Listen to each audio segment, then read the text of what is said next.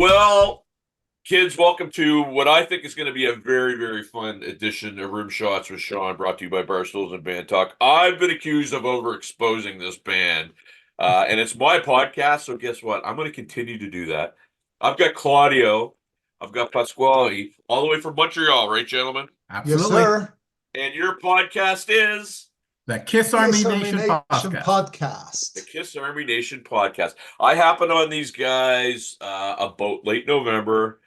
And, I'm on three sides. I'm on a bunch. And the end of the road was kind of happening. And I thought, I got to get these guys on, man. So, Claudio, I'll start with you. How long have you guys been doing this podcast? Well, first off, Sean, let us thank you for having us in the show. This is an honor, just to be here. We've been doing the podcast for how long now? Past almost 3 years now. So we're going to go on 4 in March. Yeah, we're going Incredible. into fourth. Yeah, 4 years. Time flies, but we cannot believe it. We're so happy doing this, and it's gonna continue going, even though the band call it quits for touring. We'll keep going, in full force. Well, and did they? Because Mitch LaFron, another Montrealer, had something there about a potential acoustic tour rumor that was out there. But so Pascal, safe to say, because my podcast was a COVID project. I was doing a radio show. Yeah. It was a sports show. There was no sports to report on. I decided to do some interviews with some musician friends. Boom! 4 years later, I'll be 4 years in April. Was it a COVID project, or you guys were just kind of kissing up to that little bit thing, right? Well, here's the story, right? So I've been listening to the FAQ podcast, and I thought, oh, I would love to do something like this, but I never thought I could. It was a fantasy in my head. So I had a friend of mine, Andy Moyen, who constantly asked me, let's do a podcast. Let's do a podcast. I go, no, I can't do it. It's not for me. There's no way. And then in 2020, during the pandemic, suddenly he asked me, Pasquale, let's do a podcast. I go, okay, just like that. Give me 2 months. I'm going to set it up. So in the 2 months, I came up with the concept. I bought the equipment. I did research on podcasting, how to do a good podcast. And basically, I had everything set up. And I like to produce a show. For me, podcasting is not coming on the show and just talking. I like to have something prepared. So we go on our first episode. Everything is prepared. And Andy comes in, and just great guy. He does this thing. But we didn't have the same vision for where we wanted the podcast to go. So after about 10 to 12 episodes, he decided to leave. And Claudio was on another podcast, a Kiss and Time podcast, which was in Spanish. And Claudio and I have been friends for a long time. And after Andy left, I knew that, Claudio is the person I wanted for the show. But I just want to say that with Andy, I found that the Kiss Army Nation podcast was my show, and he was the co-host. Right. Now, Claudio and I are the hosts. It's not my show; it is our show. So your trajectory is eerily similar to mine, because I decided I was going to do this. I was doing my thing in an iPhone 7. And Right. people were like, "Well, I don't like the," they're giving me all this feedback. And to be honest with you, it wasn't something I was going to do beyond 5 weeks, because I was going to be back playing again. And then 5 weeks turns into 10 weeks, and we know what went down with the whole 3 years of nonsense. But I had a co-host, and we parted ways too. I chose to continue on my own, because kind of what happened was, my branding sort of branched off, and I was picked up by TV, and so Eastlink TV out here has me going. So that was kind of the thing. So I didn't take a co-host on. But how do you guys, I guess, because I get the camaraderie right away. Like before we even came on, I got instantly. I got it. So Claudio, how do you guys approach your podcast? And we're going to get into Kiss and all that shortly, but I just want to set this up for what it is you guys do. So how do you guys approach it? Do you do a lot of pre-production beforehand? What do you do? Look, when Pask actually came to me with the offer of being part of the show, I remember we sat down and we discussed, and it's so good that the project hasn't changed much since the very beginning. So I remember Pask saying, "Hey, let's do a fun profiles. Let's have interviews with guests. let's have special editions with different people, and let's have the discussion panels too, where, sometimes there's four of us, discussing specific topic. And there's some pre-production.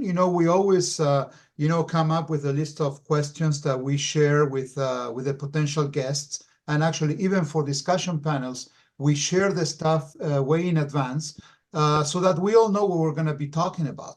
But let me tell you that even though if we do that, when we record live, so when we're actually pressing the button there, everything flows so beautifully. And I have to say that over the last, the duration of the project, 3-4 years now, it's all about having fun. We never felt that it was kind of a job or something that you have to stick to the rules or anything. Of course, you have some episodes that are better than others, right, as it normally happens. But at the end of the day, every time we wrap up the show, we feel great. And we will, as Keith says, we will continue doing so as long as it's fun. And of course, Paz, he does a lot of editing, in order to come with the final product that we release every week. But it flows. It's natural, and there's no egos here. There's no like showing off or anything. For us, what's important is to have the guests doing most of the talking. We just moderate, we give our opinions, but it's all about who's on the other side. It's not about us. That's key, because one of the things that I found out, Pasquale, you'll maybe agree with me.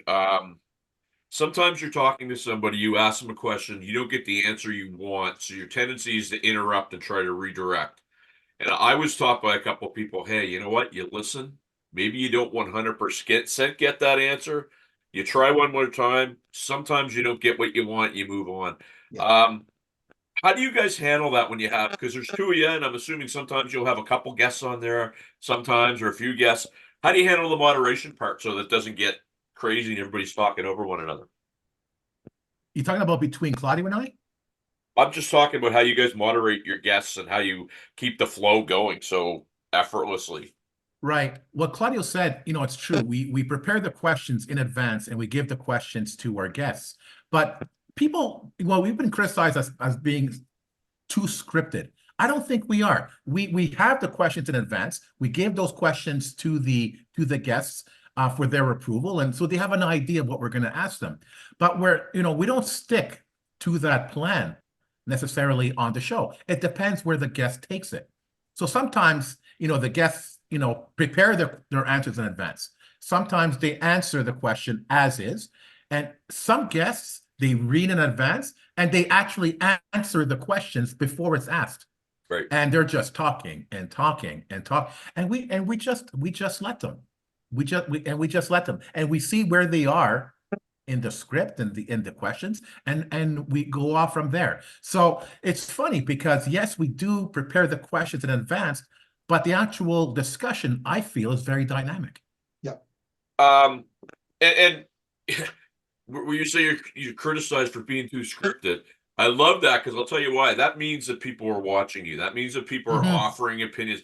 If you weren't doing anything, you wouldn't be getting those comments. And so I think that's great, because I'm sometimes criticized for somebody will say, well, you're asking the question that nobody would ask. Well, it's not that, because what I do is I listen and I'm kind of formulating my next question within the answer that I'm getting. That's kind of like, because I'm not a trained journalist, it's my whole thing is we're sitting at a bar having a few beers, shooting the poop, right? And that's what we're doing. So that's kind of how I do it. But I'm fascinated by how you guys keep the flow, because I've been in situations where you've had, a couple guests, maybe two or more people on there, and just to keep it flowing and not have everybody talk over each other is very tough. So hats off, gentlemen. You do a great job there. Thank you so much. Thank you. Okay, so here's what we're gonna do. We got this piece under. We're kind of getting our feet wet here. We're gonna take our first break, and we're gonna really dig into all things Kiss and all things Kiss after this. Well, kids, welcome back to Rimshots with Sean. I'm here with my two new friends, Pasquale and Claudio. My could be my new favorite Kiss podcast. I don't want Brandwell to hear There you that. go. But hey, us Canadians, we Canadians have to stick together. In terms of guests, how do you guys decide? And Pasquale, I'll go to you first, I guess, in the segment. How do you decide who your guests are going to be? How far out do you book them? What's your process with that? Well, the whole concept of the show was basically to celebrate the Kiss fan and the Kiss fan experience. We've rarely gone through promoters to get our guests. It's people that we know. We are fans of these people. We are friends with these people. And we basically ask them if they want to come on the show. And 98% of the time, they say yes. So we like to divide the show, like Claudia was saying. We have fan profiles, discussion panels, and interviews. So we try to alternate every week. So we look at, what kind of fans can we get first? What kind of interviews can we get? What topic can we discuss next? And we try to keep it, again, dynamic and flowing every week. So we're not always doing the same thing. But if we happen to do 2 interviews, consecutively, that's okay. It doesn't matter. It's whatever we can get. But the issue with getting guests every week is that we can't do an interview or an episode and then release it that same week, because there's a lot of post-production there as well. And sometimes guests cancel, and it's a process getting the guests and getting everything ready. So what we like to do is have episodes in a bank. So we record 2 or 3 episodes, sometimes 2 episodes a week, and we have 2 or 3 episodes in the bank. So then we're able to release an episode every single week. The difficult thing about that is that we're so excited about doing a show. We want our fans, our listeners, to hear it right away. Yeah. We want to get their reaction right away, but sometimes we have to wait 3 weeks for the episode to be released. I can relate because I've got to know this group of guys in Phoenix, Arizona, and one of the guys, a gentleman by the name of Bobby Sisk, his best friend is Mick Brown, who was a drummer from Dawkins. And Mick hadn't talked to the press for 4 years. There was all these rumors going around. Bobby said, "Hey, he's been bugged by everybody. He wants to talk to you." And I got the North American scoop on Mick Brown, and it made 13 different wires, and I had it, and I couldn't say anything because it was just like, Yeah. and for 2 weeks I'm sitting there going, "Oh, this is going to be so good." And when it came out, I mean, I was getting emails and stuff from everywhere, so it was very cool. So I can relate to what you're talking about. Claudio, I'll shoot this over to you. Have you guys had Destroyer Canada on the show? I think we haven't, right? No. No. Do you know who those guys are? Yes. Yes. Number one, they are actually given the papal blessing by Gene and Paul. Ian Kurtz, who does Paul Stanley in that band, is a very good friend of mine, and I would love to hit him up to get him on your guys' show because Absolutely. he's a super great guy. That would be awesome. Does an amazing Paul Stanley, and he's an amazing singer that has his own material out. Spiro, who plays Gene, actually has some of Gene's old costumes and stuff like that. I saw them at the Rock Pile in Toronto in June, and they were phenomenal. So I'll work on that. And then there's a tribute band out here too, guys. If I can plug my own backyard, Dress to Kill. I'd love to send them your way too, because they do a great job out here. I'll do it. Yeah, it'd be good. So Claudio, have the boys, the guys in your background and my background. Yeah. Have you heard from them? Have you heard from anybody in their camp what they think? Has there been any feedback like that whatsoever, or no? For Just Gene and Paul, and just on your show, your podcast. Have you heard if they know of you?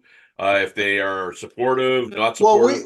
No, and the short answer for that is no. I know that there's been word circulating, in their inner circle. We've been really close to actually Bruce Kulick and Tommy Thayer. I don't know specifically if Gene and Paul are fully up to speed, but as long as we're close to the family, we're happy. Yeah. I know that Paul and Gene are very hard to get, and there's so many things going on now with them, and actually last year, wrapping up, Kiss.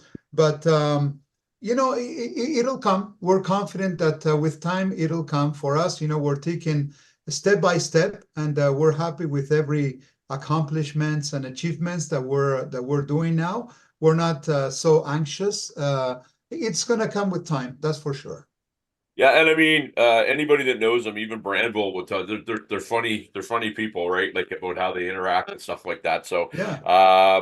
just the fact that you guys are doing it though, because we all know what a brutal world the Kiss world can be. I mean, the It fans is. just, It you know, is. they just destroy themselves, right? It's just unbelievable, Yeah, yeah, yeah. right? You know, it's funny. We were and actually, you know, the offer for podcasts there for Kiss, but is huge. You know, you're living at on your own. So and of course, you know, every fans they give their own spin to the podcast. You know, some of them they just, you know, speak up their minds and they say what they think. And sometimes, you know, they have guests who bash the band or something. In our case, it's not that we like everything that the band has done in the past or did in the past, but we're trying to stay positive. And with so much negativity in the world these days, we don't want to take our passion, you know, in the negative path, you know. So we wanna celebrate and we want to share with. And I think this is something that our guests actually they acknowledged every time. They were saying, "You guys are so positive. We're having a great time." For us, what's important is that by the end of each episode, we end up with a smile. You know, so we wanna have fun.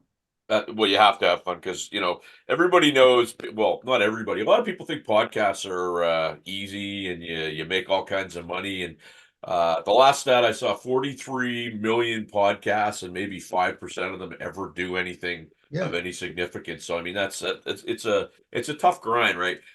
Pasquale, maybe a couple of guests of you know memorable guests that you had that kind of stick in your head that you've had on over the 4 years as you guys are doing this. You know, another thing we've been accused of is being called fanboys. You know, Yeah, but we're not being fanboys. We're enjoying their company. And again, we are fans of the people we have on the show. And oftentimes we have a guest on and they log off. And Claudio and I are going, "Oh my God, can you believe what just happened? Can you believe this discussion? Can you believe how much fun it was, you know?" And those to me are the best. The high that we feel after that. When it comes to mind right away, a recent one, Sean Kelly. oh yes, Oh, what a great guy. The stories, he's so articulate, and it's like talking to a friend. We just met him yeah, online for the show, and it's like we knew each other for years, and it was just Yeah. so easy going. And this guy plays with Lee Aaron, and here he is on our show yeah, talking to us. It was incredible. James Campion talking about his book on the Destroyer. Fantastic. Guy was at his hotel room. He was tired. He did our show anyway. And at the end of it, he was just so happy. He was saying how he had a difficult week and our podcast really made him happy and he really enjoyed it and asked to come back. That was another episode. Claire and I were going, I can't believe this just happened. You know, we interviewed the guys from the Ace Frehley band, the Gene Simmons band, such down to earth people. yeah. You know, Remember Pepe Castro Pepe too, you know, Castro, Tony exactly. Mann. Oh my goodness. You know, all these people, we've become friends now. And, you know, if we go to an expo, a concert, I know we're going to see them. It's like, oh, come over, come say hi, come, you know, it's like our community is getting bigger and bigger, but ironically, closer and closer. Mhm. Yeah, I find, and this, I don't know, it's just a weird thing. I find that the people that I've dealt with out in the world that are, you know, considered legends are easier to deal with than people in my own backyard. I don't know if you guys have experienced Yeah. that too, or Yeah, Yeah, same thing. absolutely. Yeah, absolutely. Yeah, we were some of the episodes we were shocked of how humble, you know, and down to earth these legends are. You know, I remember having Rick Fox, you know, and people who played with everybody, you know, and they were telling stories, you know, people who were at the, you know, in the very early days of Kiss, you know, witnessing, you know, history. And as Paz was saying, when we went to New York for the final shows, we hooked up with Tony Man, and we were walking the streets of New York, and he was showing us, places where they used to play, back in the 73, 74. And then we were having pizza together. So for us, it's not about this kind of wall between, the podcast guy and the guest. For us, it's like, becoming friends. It has more value for us. Yeah, absolutely. And it's great that you guys are validating this, because I tell people this all the time. They're kind of like, they don't believe me. Because when you meet these people, and I've had Robin McCauley from Michael Schechner's band, and I've had, like I said, Leland Sklar, and I've had Liberty DeVito, I've had Matt Starr, like the list goes on. Yeah. You talk to them, they're just super cool people that just yeah. happen to do something very cool. And I've had the pleasure of being able to open for a lot of bands in my career, so I'm well past the whole, oh my god, it's but it's nice that they come across as human beings and super nice people when you talk to them. Yeah. Right. Yeah. I gotta be honest, oftentimes before a show, I sort of get like a nervous energy, especially when we have a big guest coming on. But then when they come on, it's like, why was I nervous? This is they're so easy going. It's just so much fun. There was no reason to be nervous at all. I had Eric Martin from Mr. Big on, and we did the interview. And at the end of it, I was like, hey, thank you so much. Want to be respectful of your time. And he's like, I don't have anything to do for 2 hours. And we sat around, we didn't record it, but we sat around for 2 hours and we talked to craft beer and basketball and hockey and Miles Goodwin and April Wine. And it was so cool. And he was just such a humble guy. It was just amazing, right? Yeah. We're going to take another break. We're going to pay some bills on this darn old Barstools and Bandtalk thing here. And we're going to be back with Pasquale and Claudio after this. Well, welcome back to Rimshots with Sean, here with Claudio, Pasquale. So let's just a little bit of fun here. And I know I always I did a thing, I always do it every year before Christmas. I post my 20 favorite. Well, I try to do all the albums in order. And some people are surprised, and some people just get hateful. But your favorite Kiss album, Claudio? Kiss Alive. Pasquale? Definitely Kiss Alive. Lynch Creatures of the Night. Nice. There you go. Yeah, Nice. yeah. Oh, yeah. Your least favorite Kiss album? Well, in my case, it's going to be Asylum. Okay. Yeah. Okay.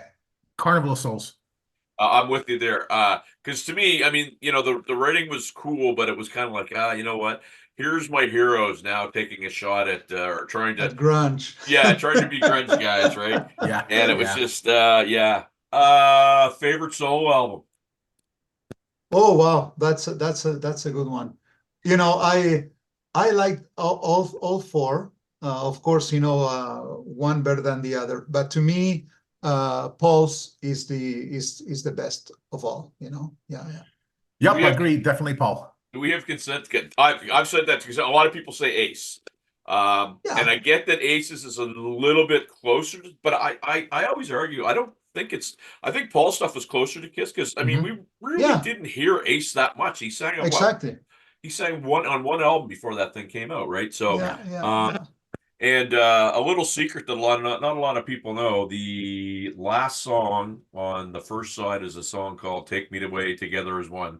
Yes. Carmine Appice plays the drums on that song. Yes. And I always joke around that every lick that I do in a slow type song, I stole from that song. So, yeah. And I met him a number of years ago, and I said that to him, and he goes, well, every lick that I took it from one of the guys, the drummer from the Rascals. So I guess it all comes around, goes around.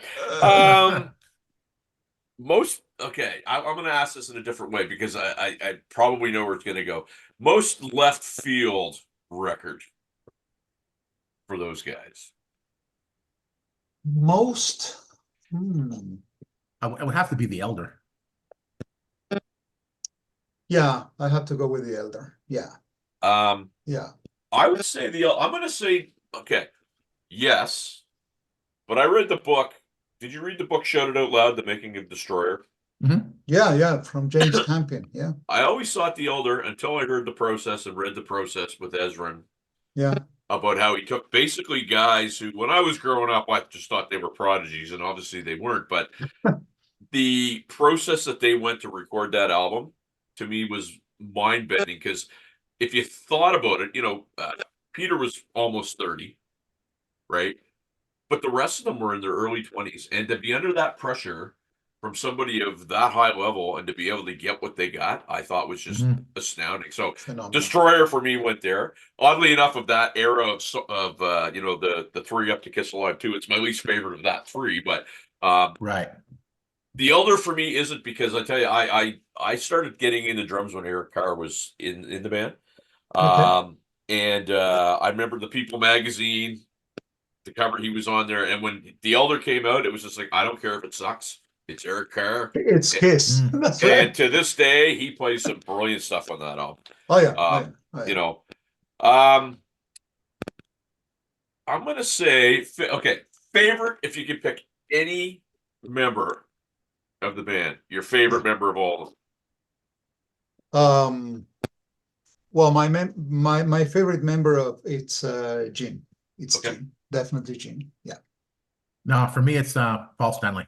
Paul Stanley, and I'm Eric Carr. So Oh. that's interesting right there. I'm Eric. Did you read the book that Gene Simmons or Janet Simmons just put out? I haven't read it yet. Yeah, it's fantastic. I had her on my show. It's fantastic. There's some stuff in there that I knew. There's some stuff that I didn't, and some of the stuff that I didn't, like just around how he was paid, his relationship in particular with Paul Stanley comes out in that. I won't wreck it for you. It's really quite cool. It's a great read.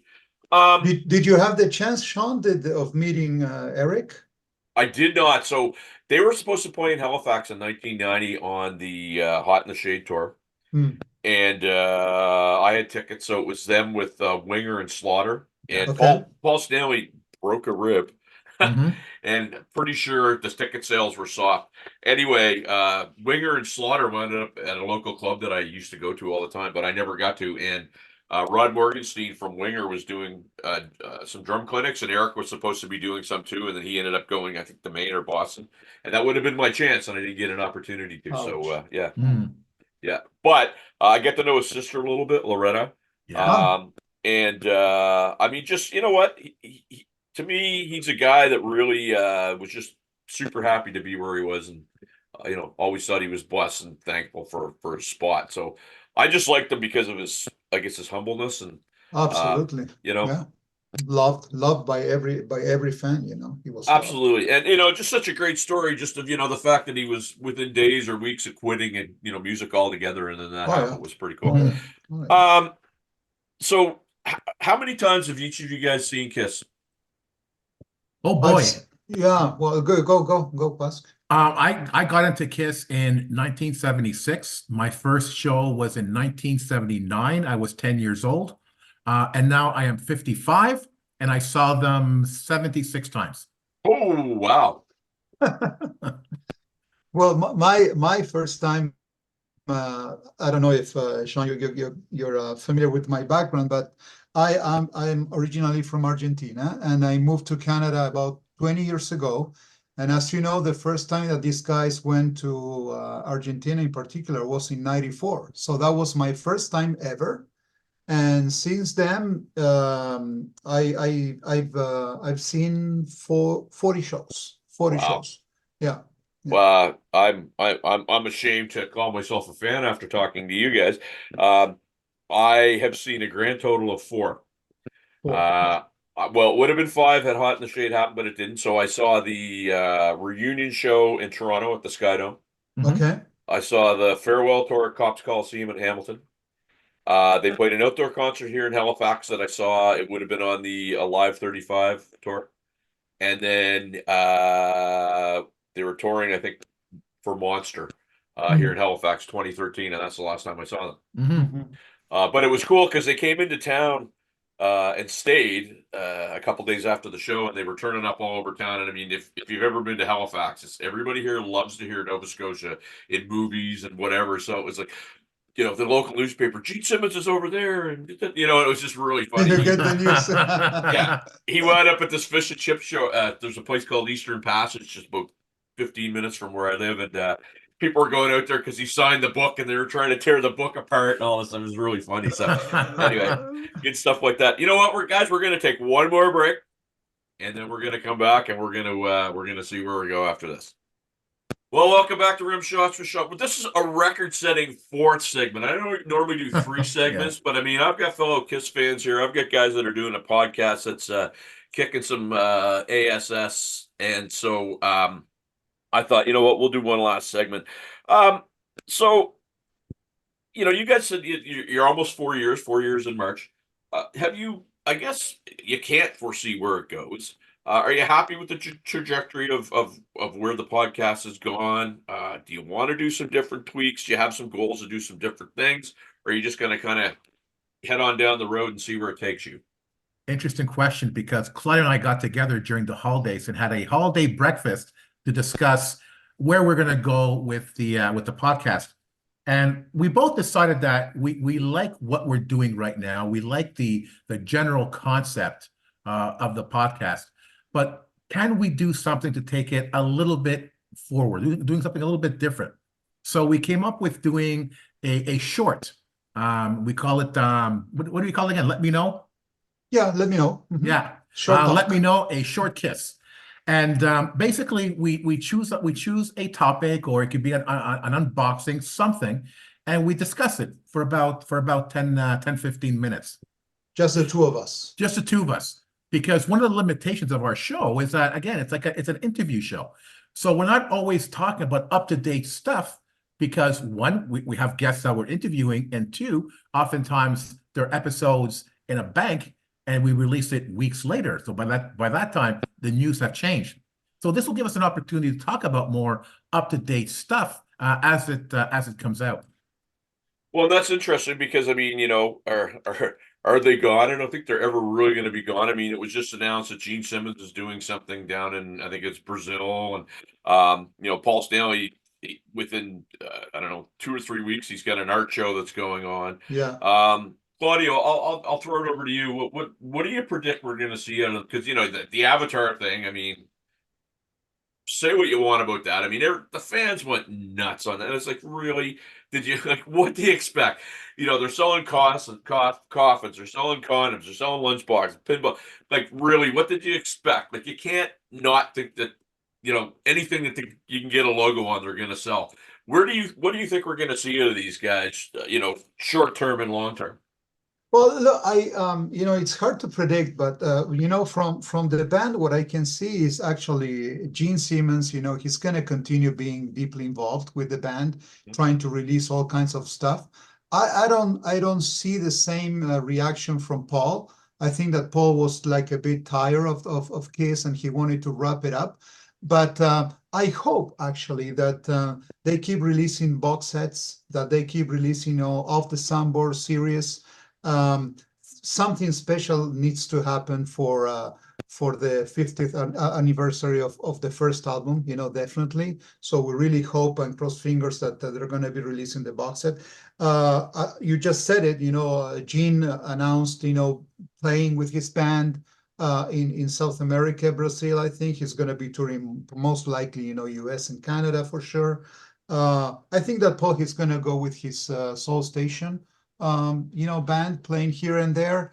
God only knows what Tommy and Eric will be doing.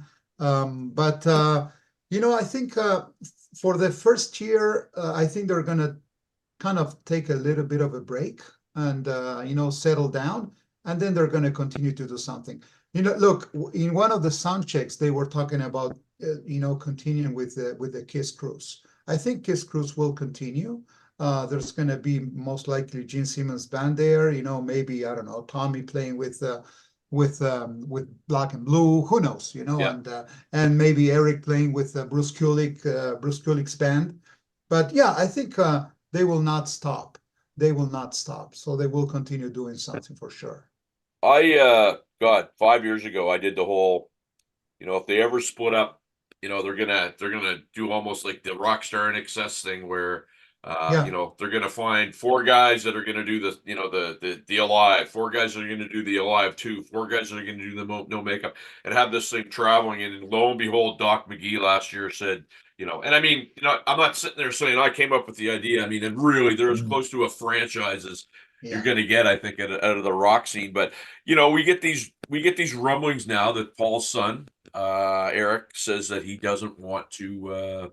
You know, the rumor was, hey, he might take him on the role of Paul, and Nick Simmons might take on the role of Gene, and now they're already saying no, it's not going to happen. Do you guys see something like that happening, like at a different guys? I mean, if there's a buck to be made, Gene's going to find it. That's it to me. Seems like it could be huge.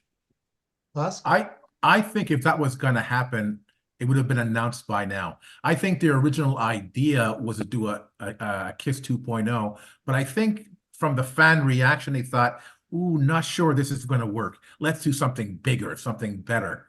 And I think that's where they came up with the idea of the with the avatars. But I don't think they were prepared by the backlash that they received after the final show. And it's like, oh, you know, and now Paul is backtracking saying, we misinterpreted. Just you wait, you haven't seen anything yet. I think when they did the commercial at the final show in Madison Square Garden, they thought, this is it. And then with the backlash, they realized, okay, this is not it. We have to improve on this. Hence 2027. So like you said, Sean, this is another marketing scheme. It's another product. It's not about, you know, Kiss continuing on as avatars. No, this is just another product. Kiss will live on with us, the Kiss fans. Whether Kiss is here or not, it's irrelevant now because we are bigger than the band. The fans, the fandom is bigger than the band. It will always go on as long as we're around. Well, and I mean, really, you know, there's been bands before them that were theatrical. There was bands that were after them that were trying to be theatrical. But where can you take that package? And I mean, they proved it, okay? And everybody's like, you see it, and you guys, I'm sure, hear it a million times. It's not Kiss with Eric and Tawny. Okay, but here's the thing. I loved Peter Criss growing up. Do I want to see him in the cat makeup, barely being able to hold his own? No, I don't. Nobody wants to see that, right? You don't want your heroes going out limping. You want them going out with their arms raised in the air. That version of Kiss, as far as I'm concerned, with the makeup was phenomenal. The band sounded great from what I heard. Perfect, right? But what band can you literally replace people like that and it still chugs on like nothing happens? It's, as Gene always said, a rock and roll brand. Yeah. Right? True. Yeah, but even the fans are going to continue this legacy because some of the best merchandise, some of the best products are fan-made products. Yeah. And that's exciting. Looking forward to the latest book, the latest action figure, something that comes from the fans. Whether Gene and Paul do it or not, again, irrelevant. Because sometimes the fan stuff, so much better because it comes from a different place. It comes from a place of passion, a place of love. It does, and you know, especially you know, when it's allowed to get out in the marketplace and isn't, you know what I mean? Because sometimes we all know how that goes too, right? Yeah. So I mean, here's the thing. So we're what, a month and a half since the last chord was hit. Rock and Roll All Night ended. You guys were both there. The confetti was going off. Madison Square Gardens, where you know it was, you know, they always talked about their dream to play there. What was the vibe in the building? You know, that last chug on the Saturday night. Because I'll be honest with you, I was telling Claudio before you came on there, past it. I was doing a show in Halifax, and I didn't take the pay-per-view. I was kind of indifferent, whatever. What was the vibe in the building? Well, let me take a shot here because let me tell you a story. So on Friday, so we had seats for both nights, and of course, you know, there were a lot of expectations. You know, each one of us in that venue, we had different expectations. Okay, of course, we knew already that we were not going to have any Ace and Peter, but at least, you know, some small changes to the set list. You know, some Strutter here and there, some Let Me Go Rock and Roll here and there. So the first night goes, and I'm sitting with Pasquale there, and you know, they play the scripted show, you know, to the T. The only time that we saw that there was something unique was when Paul was mentioning, you know, his parents, you know, sitting there, and Gene's mom, blah blah blah. He kind of choked, but then as the show was going, I saw Pask sitting down next to me. He never sits during shows, okay? Yeah. He was sitting there, and I say, and I was thinking, I know what's happening. So we were expecting something unique that never happened. So I say, you know what? For tomorrow, man, come on, let's enjoy whatever we have. This is the last time. There's gonna be something special for sure. And we were rocking out. We were rocking out. But to answer to your question, the vibe in the during the show was intense, but towards the end, I felt kind of people were confused. People were really confused. There were a lot of disappointment. People were expecting at least to celebrate 50 years of history, and then we end up with the commercial, and then everybody that we were talking to, of course, it's a great show. So we're not criticizing the show, because if you have the chance to be there at Madison Square Garden in New York on that weekend, seeing Kiss live, there's nothing better than that. But for the last show, it wasn't the last show. Okay, so it was one of many, the same show that we witnessed in Montreal, in Quebec, everywhere else. And short answer: confusion, disappointment for sure, and a little bit of just give me the time to digest what's happening now instead of showing me what's coming up. Right. I just want to kind of soak in what's happening. Let me celebrate, and don't try to sell me what's coming up. The problem with the vibe is that I feel that vibes are a projection of our own emotions. Right. And you asked me about the vibe in Montreal. Oh my God, it was incredible. Why? Because I went in there with an energy that couldn't be compared. And I was just so excited. And no matter if people could have been sitting on their chairs and just watching the show quietly, and it would have been, the vibe was incredible because I was projecting that, you know? Yeah. I wasn't projecting that in New York, especially during the show. And like Claudio, you said, I was sitting down. To me, the vibe wasn't even close to Montreal or Quebec City, because for me, the excitement was there. It wasn't there in New York. And as the show continued on, especially the second night, that vibe for me was just dwindling and dwindling till they showed the avatars, and I was just destroyed. I was so upset. And, Claudio and I drove back home the next day. It was a 7-hour therapy session because it was so disappointing.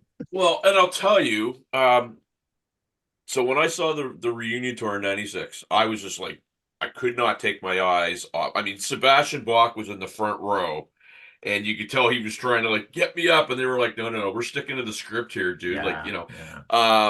But it was amazing. When I saw the 2000 show, which was the farewell show, it started out with a banger. Midway through, I just felt the whole air just came out of the building. It was like, because you could kind of see the vibe. Like Peter's playing wasn't great.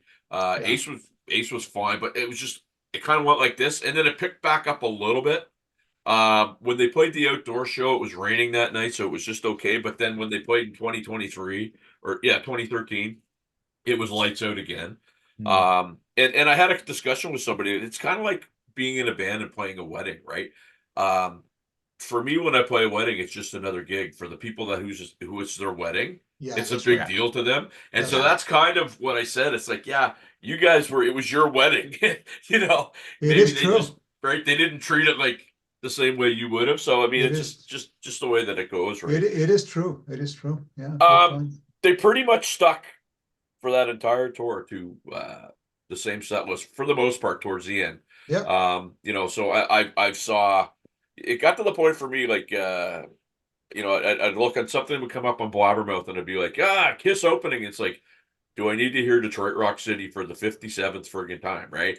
So that was kind of a little bit disappointing to me. Did you guys find that too? Because you would have seen that show a number of times. Well, we knew what we were getting to, so we knew that the chances of them, shuffling or kind of changing the set list were really, really, not many, right? So it was kind of it's not happening. But at least, for the last show, at least in my case, I was expecting only one song, just play Strutter, play something that it's really, projects New York. We're here, we're at 10 blocks from where it all started. Play something that brings me back to the roots. And again, let me touch on something that is really interesting.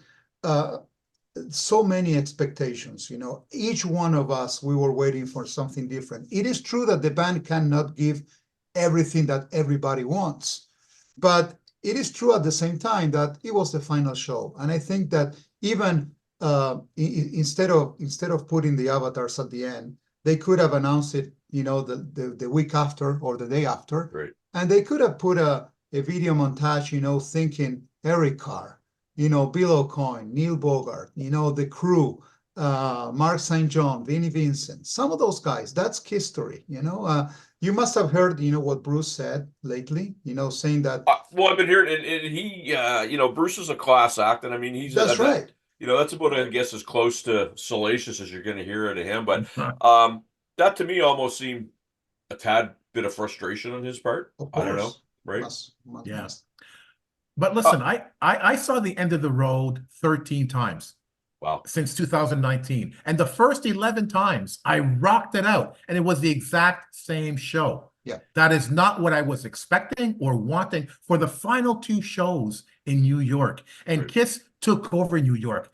Claudia and I were having a blast with the pre-parties and after parties and chasing pizza boxes and Metro cards and pop-up stores. It was just insane. And then to go to the show and be let down like that because it was the same scripted show. And like everybody says, yes, it's an amazing show as it is, but that's not what it should have been for the final two, in my opinion. I want to get musician-y here for a second here, gentlemen, because I've been on Blabbermouth now 13 times this year, and one of the things that I found that if you want to get on Blabbermouth, if you have anything that relates to backing tracks, you get on there. And this started, it's almost to a point where, oh, here we go again. Like, oh, what does the guy from System of a Down think of backing tracks? And it started with Eddie Trunk. Yeah. And it started with Eddie Trunk 2 years ago because there was a suspicion that Kiss was using backing tracks. But that wasn't where it started. There was a band called, I think they were called San Dinas or San Andreas. They were playing the Whiskey A Go-Go, and something went sideways, and they're up there literally lip syncing to their entire set. And so Eddie Trunk went on a rant, and then everybody that used backing tracks is stupid, and then it got to Kiss, and we all know Eddie Trunk's kind of history and where he sits with Kiss. I saw some snippets from that final show, and I've heard Paul sound not great. And in that show, he sounded, I thought, very, very good for a 70-year-old man. Do you believe that there was backing tracks taking place in that show? Oh yeah, definitely. Yeah, definitely. Yeah. But in my case, I didn't bother because that's a show, and I don't want to hear Paul having serious issues, singing or trying to crack his voice during the last show. So if you're gonna put some backing tracks to help him, that's fine. It's part of the show. It's all scripted. The bombs and the pyro, everything is scripted. So then we add up another layer, which is a little bit of help on backing tracks. To me, it didn't bother me at all. The only thing that actually it's interesting with Kiss. Sometimes, Gene, he's so vocal on stuff. He made a statement some years ago saying, no, we're the only band that never is going to use backing tracks and da. So then he was backlash, because of that. But in my case, I think they did use it, but it doesn't bother me.